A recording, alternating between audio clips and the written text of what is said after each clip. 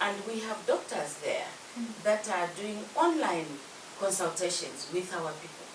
These are experts that have gone to Wuhan and that work throughout the high. First of all, I would like to thank the Chinese government for inviting us as envoys to participate in these 2 sessions, because basically with the COVID-19, I never thought that they would find a mechanism or a way in which they could include us to participate. I'm so grateful.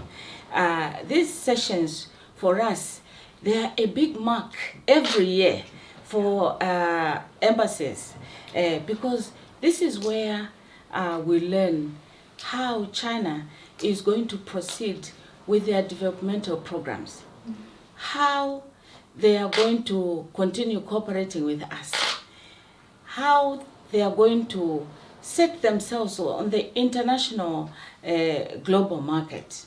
And so the session is a very important conference for us. So this year, I think, first of all, we just want to acknowledge how China has helped Africa in the fight of COVID. And so we know that the Chinese programs will not go the usual way, because usually even the session takes place earlier than this time. So how are they going to adjust the national programs which they had planned to start earlier? And then we have been following China's poverty alleviation program.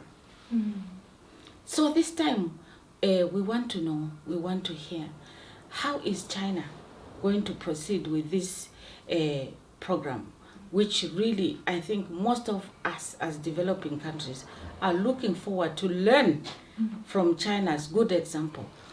I think since 2020, it marks a stage, a first stage to the dedicated to attaining a socialist modernization, which will make China a prosperous, strong, democratic, culturally advanced and harmonious country.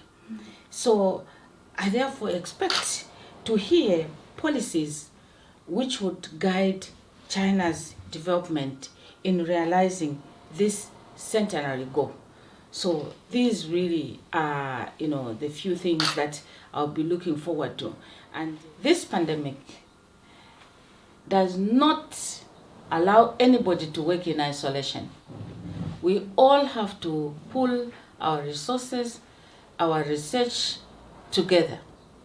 Therefore, if a country thinks that they can work in isolation without including others, then we have it wrong.